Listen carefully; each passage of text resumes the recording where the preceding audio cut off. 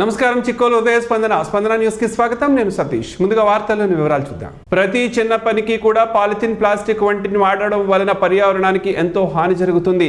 పశు పక్షాదులకు ఇబ్బందులు కలగడమే కాకుండా మానవాళికి కూడా కొత్త రోగాలు వస్తున్నాయి.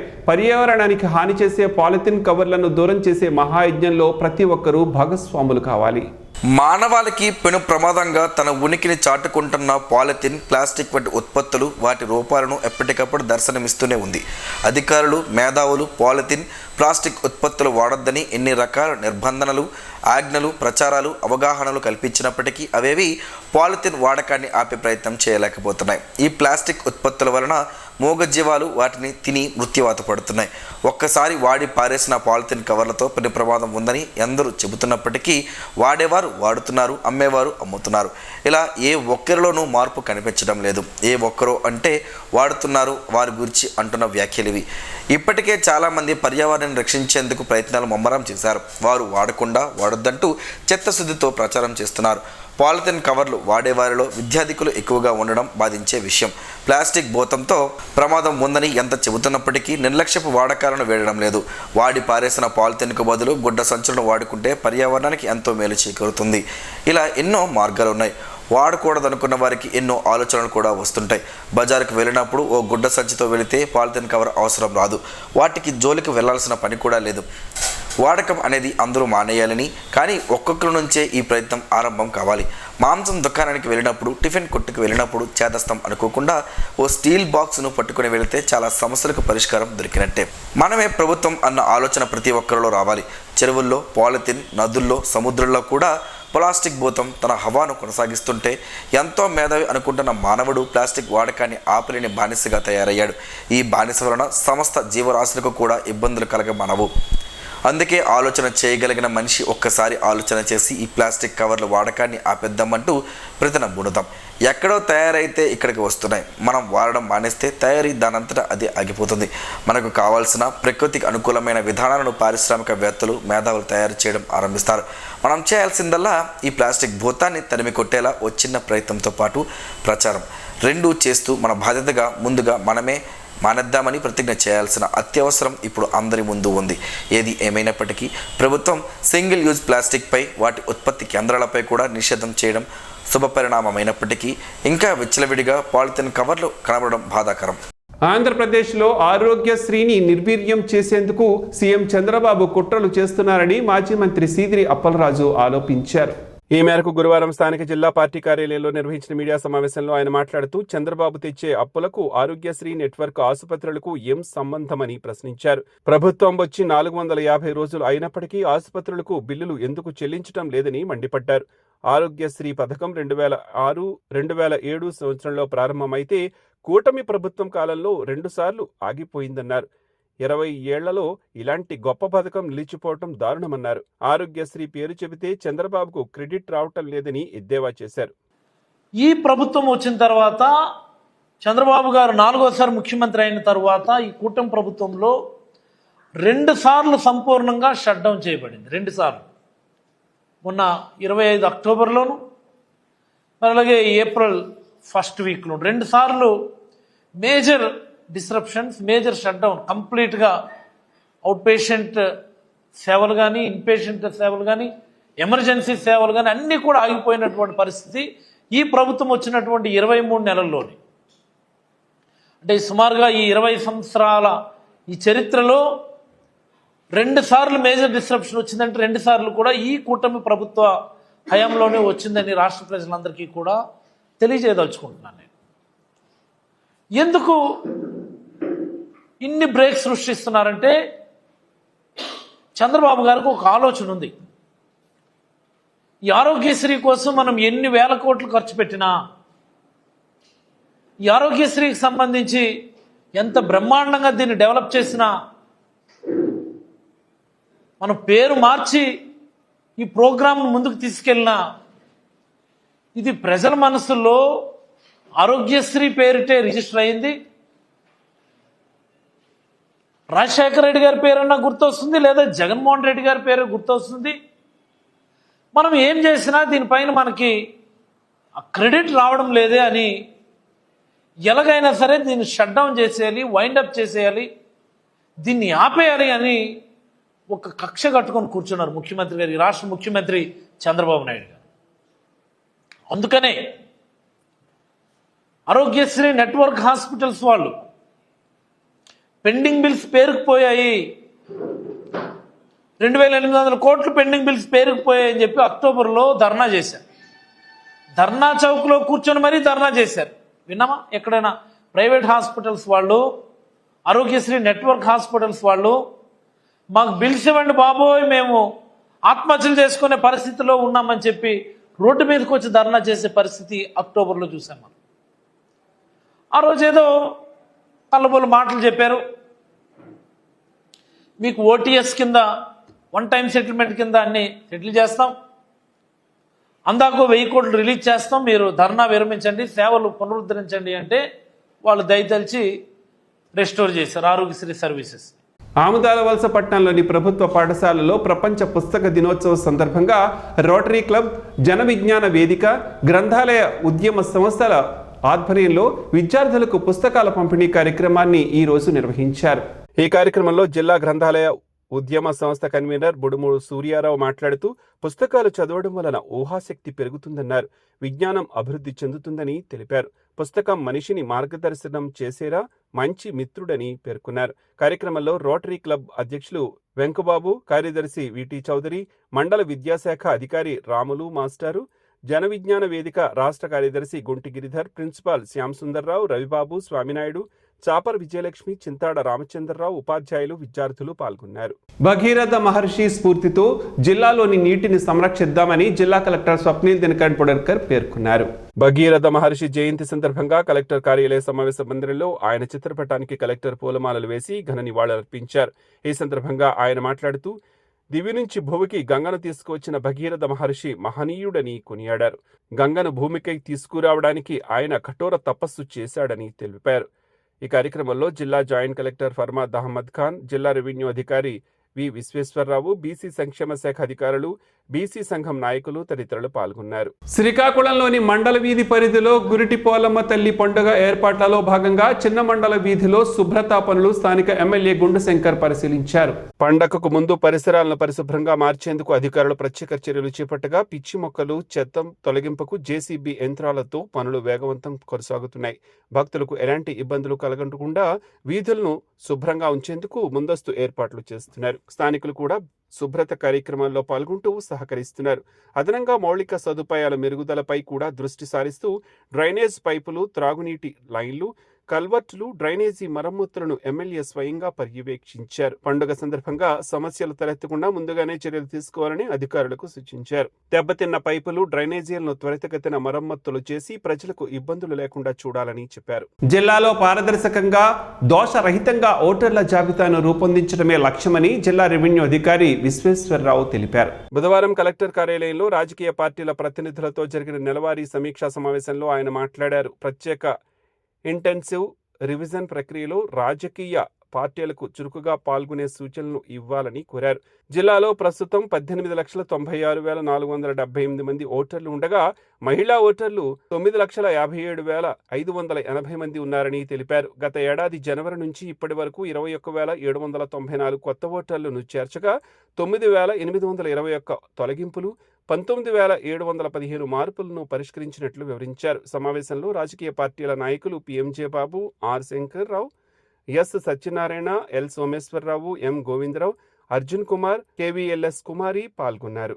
జిల్లాలో వడగాల్పుల తీవ్రత మరింత పెరిగే అవకాశం ఉందని ఏపీ రాష్ట్ర విపత్తుల నిర్వహణ సంస్థ హెచ్చరికల మేరకు జిల్లా కలెక్టర్ స్వప్నిల్ దినకర్ పొడర్కర్ పేర్కొన్నారు. ఆమదాల వలస, బూర్జా, గంగువారి, సిగడాం, హీరమండలం, జలమూరు, కంచిలి, లావేరు, నరసులక్ష్మిపేట, మందస, నందిగాం, పాతపట్నం, మెలాయపుట్టి, నరసన్నపేట, పలాస, పొందూరు, సారవకోట, సరబుజ్జిలి, సోంపేట, టక్కలి మండలాల్లో తీవ్ర వడగాల్పులు, కొత్తూరు, రణస్థలం మండలాల్లో వడగాల్పులు వీచే అవకాశం ఉందని చెప్పారు. ఇటీవల కొత్తూరు మండలంలో గరిష్టంగా 43.5 డిగ్రీల ఉష్ణోగ్రత నమోదైనట్లు తెలిపారు. ఇప్పటికే 14 మండలాల్లో తీవ్రమైన వడగాల్పులు, 2 మండలాల్లో వడగాల్పులకు నమోదయ్యాయని తెలిపారు. ప్రజలు ఉదయం 11 గంటల నుంచి సాయంత్రం 4 గంటల వరకు వీలైనంత వరకు బయటకు రాకుండా జాగ్రత్తలు తీసుకోవాలని, ముఖ్యంగా వృద్ధులు, గర్భిణీలు, బాలింతలు అప్రమత్తంగా ఉండాలని కలెక్టర్ సూచించారు. ఇటీవల ఏపీ ఎన్జీఓస్ రాష్ట్ర ఉపాధ్యక్షుడిగా ఎన్నికైన రాయ్ వేణుగోపాల్ను మాజీ మంత్రి ధర్మాన ప్రసాదరావు ఆయన క్యాంపు కార్యాలయంలో ఈరోజు ఘనంగా సత్కరించారు. ఈ సందర్భంగా ఉద్యోగుల సమస్యలు, ప్రభుత్వ పనితీరుపై ధర్మాన ప్రసాదరావు ఉద్యోగుల అభిప్రాయాలను తెలుసుకున్నారు. కార్యక్రమంలో రాష్ట్ర పెన్షనర్ చైర్మన్ చౌదరి పురుషోత్తం నాయుడు, జిల్లా అధ్యక్షులు హనుమంత్ సాయిరాం, చల్లా శ్రీనివాస్ శర్మ, తామరపల్లి శ్రీనివాస్, జయరాం, రాజశేఖర్, నవీన్, గద్దిపోయిన కృష్ణారావు తదితరులు పాల్గొన్నారు. ప్రపంచ ధరిత్రి దినోత్సవం సందర్భంగా నగరంలో రెడ్ క్రాస్ ఆధ్వర్యంలో అవగాహన కార్యక్రమాలు నిర్వహించారు. ఈ కార్యక్రమానికి ముఖ్య అతిథిగా విచ్చేసిన విజయనగరం జిల్లా red cross chairman KRD Prasad మాట్లాడుతూ, ప్రతి విద్యార్థి పర్యావరణ పరిరక్షణ బాధ్యతగా స్వీకరించినప్పుడే భవిష్యత్తు తరాలకు స్వచ్ఛమైన భూమిని అందించగలమని తెలిపారు.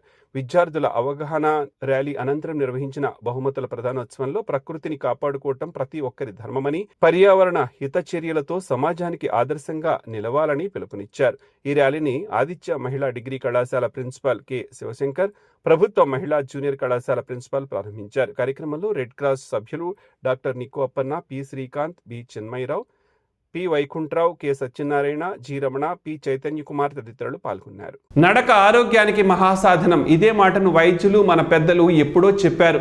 మారుతున్న ఆధునిక పరిస్థితుల దృష్ట్యా మనుషులకు శారీరక వ్యాయామం తగ్గడం వలన పలు రోగాల బారిన పడుతున్నాం. ఆరోగ్యానికి నడక అవసరమని తెలిపే ప్రత్యేక కథనం ఈరోజు స్పందన న్యూస్లో చూద్దాం. ఈ సృష్టిలో జీవిస్తున్న ప్రతి ప్రాణికి శారీరక వ్యాయామం తప్పనిసరి అని ప్రకృతి నియమం చెబుతుంది. మనిషి తప్ప ప్రతి జీవి తన ఆహారం కోసం శారీరక శ్రమ పడతాడు. పుట్టినప్పటి నుంచి మరణించే వరకు ఆరోగ్యంగా ఉంటూ అప్పుడప్పుడు చిన్న చిన్న సమస్యలు వచ్చిన శరీరమే వాటిని నయం చేస్తూ సహజంగానే మరణించేవారు. మనిషి మాత్రం ఇప్పుడున్న సుఖాలను మించి సుఖాలను పొందే మార్గాలను అన్వేషించే మార్గంలో తనను తాను కోల్పోతున్నాడు. ఆధునిక జీవితంలో వ్యాయామం లేకపోవటం వలనే పలు రోగాలకు ఈ శరీరం వేదిక అవుతోంది. దాని పరిణామ క్రమంలో మరణాలు సంభవిస్తున్నాయి. చిన్న వయస్సులో గుండెపోటు, ఊబకాయం ఇలాంటివి ఎన్నో రోగాలు తెలిసి తెలియనివి ఎన్నో ఉన్నాయి. పూర్వం రోజుల్లో మన తాత ముత్తాతల కాలంలో వారంతా ఆరోగ్యంగానే ఉండేవారు. ఏ పనికైనా నడిచే వెళ్ళేవారు, కష్టించి పని చేసేవారు. శుభ్రంగా వాగుల్లో దొరికిన నీరైనా చక్కగా కడుపు నిండా తాగేవారు. రాత్రి సరైన వేళకు నిద్రించేవారు. మరలా ఉదయాన్నే వేకోజామున నిద్రలేచి వారి వారి పనుల్లో నిమగ్నం అయ్యేవారు. బంధుమిత్రులతో కూడా కాలక్షేపం చేసేవారు. అంతకన్నా ముందు దైవ కార్యక్రమాలు, అలాగే దాన కార్యక్రమాలు కూడా చేస్తూ ఉండేవారు. ఇప్పుడు ఇవన్నీ ఉన్నాయో లేదో మనకు మనం ప్రశ్నించుకోవాల్సిందే. రోజులో సహజంగా జరిగే నడకకు ఇప్పుడు వాకింగ్ ఆంగ్ల భాషలో అంటూ ఉదయాన సాయంత్రపు పూటల్లో కొందరు చేస్తున్నారు. ఇది మంచి పరిణామం అయినప్పటికీ అందరూ నడక గొప్పతనాన్ని గుర్తించాలి. ప్రతి ఒక్కరూ నడకను ఎంచుకొని ఆరోగ్యాన్ని పొందాలి. ఆరోగ్య ఆంధ్రప్రదేశ్ దిశగా ప్రతి ఒక్కరూ కృషి చేయాల్సిన అవసరం ఇప్పుడుంది. ముఖ్యంగా ప్రభుత్వాలు ఎన్ని చేసినా ప్రజల నుంచి స్పందన రావాలి. అందులో భాగంగా ప్రజా ప్రతినిధులు, స్వచ్ఛంద సంస్థలు కూడా నడక ప్రాముఖ్యతను వివరించడంతో పాటు నడక పోటీలు నిర్వహించడం, వారికి బహుమతులు ప్రదానం చేయడం, వీటికి నిధుల కోసం ప్రభుత్వాన్ని కోరడం వంటి పనులు చేయవచ్చు. మరీ ముఖ్యంగా అనారోగ్యం బారిన పడిన వారికి మందుల రూపంలో ప్రభుత్వాలు అలాగే వ్యక్తిగతంగా ఎంతో ఖర్చు చేస్తూ ఉంటారు. ఇలాంటి ఖర్చులు నివారించేందుకు ముందుగా ఆరోగ్యాన్ని కాపాడుకోవడంతో నిధులు కొంతమేర తగ్గుతాయి. వాకింగ్ ట్రాక్లను ప్రభుత్వం కొన్ని చోట్ల ఏర్పాట్లు చేస్తున్న విషయం తెలిసిందే. వీటి వలన పౌరులకు ఆరోగ్యం ప్రాప్తిస్తుంది. అనారోగ్య సమస్యలు రావని, ఏటా మందుల కోసం కోట్ల రూపాయలు ప్రభుత్వం ఖర్చు చేస్తుందని గణాంకాల ద్వారా తెలుస్తోంది. అయితే మానవుల ఆరోగ్యానికి ప్రత్యేక శ్రద్ధ వహించి ముందస్తు చర్యలు ఉపక్రమించాలి. మన ఆరోగ్యం కోసం పరితపిస్తున్నట్లే భూమి తన ఆరోగ్యాన్ని కూడా కృషి చేయవలసిన అవసరం ఉంది. అందరిపైన ఉంది. పాలిథిన్, సింగిల్ యూజ్ ప్లాస్టిక్ను వాడకుండా ఎవరికి వారే నిషేధించుకోవడంతో పాటు మొక్కలను విరివిగా పెంచుతూ వాటిని సంరక్షించుకోవడం చేస్తే మరో 5 ఏళ్లతో అద్భుతమైన ఆంధ్రప్రదేశ్గా మనం చూడొచ్చు. శ్రీకాకుళం ప్రభుత్వ మహిళా కళాశాలలో గురువారం ఆంగ్ల భాషా దినోత్సవాన్ని ఘనంగా నిర్వహించారు. ప్రిన్సిపాల్ డాక్టర్ కె సూర్యచంద్రరావు అధ్యక్షతన జరిగిన ఈ కార్యక్రమంలో ఆయన మాట్లాడుతూ, ప్రస్తుతం ప్రపంచంలో అంతర్జాతీయ సంబంధాలు, విద్యా, వ్యాపారం, సాంకేతిక రంగాలలో ఆంగ్ల భాష కీలక పాత్ర పోషిస్తోందని చెప్పారు. ప్రపంచ దేశాల మధ్య భావ వ్యక్తీకరణకు ఇది వంతెనలా నిలుస్తోందని చెప్పారు. ఆంగ్ల విభాగాధిపతి కె మౌనిక మాట్లాడుతూ, ప్రపంచ ప్రసిద్ధి కవి విలియం షేక్స్పియర్ జన్మదినం సందర్భంగా ప్రతి సంవత్సరం ఏప్రిల్ 23న ఆంగ్ల భాషా దినోత్సవాన్ని జరుపుకుంటామని చెప్పారు. గ్లోబల్ ప్రపంచంలో విద్యార్థులు తమ ప్రతిభను చాటుకోవడానికి ఆంగ్ల భాష ముఖ్య సాధనమని వివరించారు. కార్యక్రమంలో vice principal doctor N Chinnarao, IQAC coordinator doctor S Padmavathi, controller of examinations doctor T Adilakshmi, అధ్యాపకురాలు పి కనకదుర్గతో పాటు అధ్యాపకులు, విద్యార్థులు పాల్గొన్నారు. శ్రీకాకుళం జిల్లాలో మిషన్ వాత్సల్య కార్యక్రమంలో భాగంగా జిల్లా సత్వర చర్యల చికిత్సా కేంద్రం, శ్రీకాకుళం టెక్కలి వైద్య బృందాలు బాలసదన్లలో ఆరోగ్య పరిశీలనలు నిర్వహించాయి. శ్రీకాకుళం, పలాస, సోంపేట ప్రాంతాల్లోని బాల సదన్ను సందర్శించిన బృందం అక్కడ పిల్లల ఆరోగ్య పరిస్థితిని సమగ్రంగా అంచనా వేసింది. పిల్లలకు శారీరక, మానసిక, వినికిడి, చూపు, పోషకాహార అంశాలపై స్క్రీనింగ్ నిర్వహించి అభివృద్ధి స్థాయిని పరిశీలించారు. ప్రత్యేక సమస్యలు ఉన్న పిల్లలను జిల్లా ఆసుపత్రి ఆరోగ్య కేంద్రాలకు రిఫర్ చేయనున్నట్లు తెలిపారు. అదనంగా సంరక్షణలకు పోషకాహారం, వ్యక్తిగత పరిశుభ్రతపై అవగాహన కల్పించారు. పిల్లల్లో వ్యాధులను ప్రారంభ దశలోనే గుర్తించి చికిత్స అందించడం ద్వారా ఆరోగ్యాన్ని మెరుగుపరుచుకోవటం ఈ కార్యక్రమం లక్ష్యమని అధికారులు తెలిపారు. కార్యక్రమంలో డిఈఐసి వైద్యులు, సిబ్బంది, బాలసదన్ నిర్వాహకులు పాల్గొన్నారు. పెరుగుతున్న వేసవి తీవ్రత దృష్ట్యా చలివేంద్రాల ఏర్పాటుకు స్వచ్ఛంద సంస్థలు ముందుకు రావాలని జేసీఐ శ్రీకాకుళం మెయిన్ అధ్యక్షురాలు జేఎఫ్ఎఫ్ తమ్మినేని ఉషారాణి, అడ్వైజర్ మణిశర్మ పిలుపునిచ్చారు. స్థానిక చైతన్య జూనియర్ కళాశాల ఆవరణలో ఉచిత మజ్జిగ పంపిణీ కార్యక్రమం నిర్వహించి సుమారు 3,000 మందికి సేవలందించారు. వేసవి తీవ్రత తగ్గే వరకు చలివేంద్రాన్ని కొనసాగిస్తామని తెలిపారు. కార్యక్రమంలో కోన అనిల్ కుమార్, జామి కృష్ణకాంత్, సతీష్, సురేంద్రనాథ్, మండవల్లి రవి, కోరడ రమేష్ తదితరులు పాల్గొన్నారు. రాజీవ్ గాంధీ వైజ్ఞానిక సాంకేతిక విశ్వవిద్యాలయం రిజిస్ట్రార్ సండ్ర అమరేంద్ర కుమార్ బుధవారం శివానీ ఇంజనీరింగ్ కళాశాలలో ఏర్పాటు చేసిన పరీక్షా కేంద్రాన్ని సందర్శించారు. పరీక్షలు రాస్తున్న పీయూసీ విద్యార్థుల సౌకర్యాలు, పరీక్షా నిర్వహణ తీరును ఆయన పరిశీలించి సంతృప్తి వ్యక్తం చేశారు. రిజిస్ట్రార్ వెంట పరిపాలనాధికారి doctor Muni Ramakrishna, academic dean doctor Sivaramakrishna, finance officer doctor Vasu, campus 2 incharge Sagar, welfare డీన్లు సింహాచలం, యోగేశ్వరిలు ఉన్నారు. అటుకులతో పలు ఆరోగ్య ప్రయోజనాలు దాగి ఉన్నాయని ఆరోగ్య నిపుణులు చెబుతున్నారు. ఆ వివరాలు ఏమిటో ఈరోజు ప్రసారమయ్యే ఆరోగ్యమే మహాభాగ్యంలో తెలుసుకుందాం.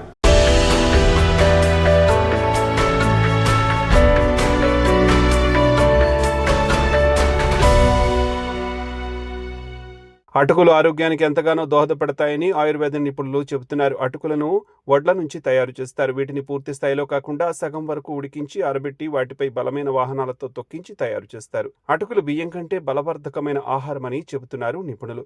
ప్రపంచంలోని మొదటి ఫాస్ట్ ఫుడ్ అటుకులేనట. రకరకాల కూరగాయలు, పల్లీల్లో కలిపి ఉప్మాల్లోనూ, పులిహారలోనూ, పానీయాల్లోనూ ఇలా ఎన్నో చిటికలు చేసుకోవచ్చు. నేరుగా పాలల్లో వేసుకునో కాస్త బెల్లం ముక్క పెట్టుకునో తినడం మనకు ప్రాచీన కాలం నుంచి అలవాటే. కానీ అటుకుల్ని పోషకాహారంగా కాక ఏదో చిరుతిండిలో భాగంగా భావిస్తాం. కానీ ఏ రకం ధాన్యంలో చేసిన అటుకుల్లోనైనా పిండి పదార్థాలు సమృద్ధిగా దొరుకుతాయి. ఖనిజాలు, విటమిన్లు, ప్రోటీన్లు కూడా ఎక్కువే. చిప్స్, బిస్కెట్లతో పోలిస్తే మంచి స్నాక్ ఫుడ్. ఉదాహరణకు వరి అటుకుల్ని తీసుకుంటే వీటిని రోజు తినడం వల్ల ఐరన్ లోపం తలెత్తదు. 100 గ్రాముల వరి అటుకుల్లో 20 గ్రాముల ఐరన్ ఉంటుంది. అందుకే పిల్లలకి, గర్భిణీలకి, పాలిచ్చే తల్లులకి ఇది మంచి ఆహారం. అటుకుల్లో పీచు ఎక్కువగా ఉండటం వల్ల రక్తంలోని పిండి పదార్థాలు కొంచెం కొంచెంగా చేరేలా చేస్తాయి. అందుకే డయాబెటీస్ రోగులకు ఇది చాలా మంచిది. ఆకలేసినప్పుడు గుప్పెడు అటుకులు తింటే పొట్ట నిండినట్లుగాను అనిపిస్తుంది. ఫ్లేక్స్లోని ఫైటోకెమికల్స్, యాంటీ ఆక్సిడెంట్లు కొలెస్ట్రాల్ శాతాన్ని తగ్గిస్తాయి. అటుకులు ప్రోబయోటిక్ ఆహారం కూడా. ధాన్యాన్ని నానబెట్టి వడేసి మిల్లు పడతారు. తరువాత ఆ నీరంతా ఇంకిపోయేలా ఎండగడతారు. ఇలా చేయడం వల్ల అవి పులిసినట్లుగా అవుతాయి. ఈ సమయంలో వాటిల్లో ప్రోబయోటిక్ బ్యాక్టీరియా చేరుతుంది. వీటిల్లో ఉంటే ఈ బ్యాక్టీరియా కారణంగానే కొన్ని ప్రాంతాల్లో వీటిని నీళ్లలో నానబెట్టుకుని మరీ తాగుతారు. గ్యాస్ వల్ల కడుపు ఉబ్బరంగా ఉన్నా లేదా ఇతరత్ర ఏ కారణంతోనైనా పొట్ట అప్సెట్ అయినా అటుకులు టానిక్లా పనిచేస్తాయి. గోధుమ అటుకుల్లో ఐరన్, పీచుతో పాటు కాల్షియం కూడా ఎక్కువే. బీ ఓట్స్ మీల్స్ లేదా ఫ్లేక్స్ ని అల్పాహారంగా తీసుకోవడం వల్ల కొలెస్ట్రాల్ నియంత్రణలో ఉంటుంది. పిండి పదార్థాలు, ఐరన్, బి కాంప్లెక్స్ సమృద్ధిగా ఉండే కాన్ప్లెక్స్ అందరికీ మంచివే. అన్ని రకాల ధాన్యాల్లోని పోషకాలు కావాలనుకుంటే 4-5 రకాల ఫ్లేక్స్ ని పాలల్లో వేసుకుని వాటికి ఎండుద్రాష్ట్ర, బాదం, మరేదైనా పండ్లను కూడా కలిపి కూడా తీసుకోవచ్చు. పిల్లలకు ఎంతో శక్తినిస్తాయి.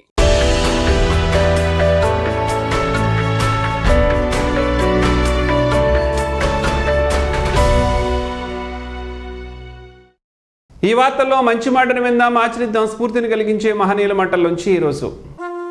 జీవనం గమనం గమ్యం. ఋషి చింతన. 5 సంవత్సరాలకు ఒకసారి నమ్మించువాడు రాజకీయ నాయకుడు. జీవితకాలం నమ్మించువాడు గురువు. తరతరాలు నమ్మించువాడు దేవుడు. ఏదీ నమ్మనివాడు పరమాత్మ సత్యమును మాత్రమే విశ్వసించి అనుభవం చెందువాడు ఋషి. బాధలు శత్రువులను ఏకం చేస్తాయి, కష్టాలు మనుషులను ఐక్యం చేస్తాయి. ఓం శ్రీ గాయత్ర్యై నమః.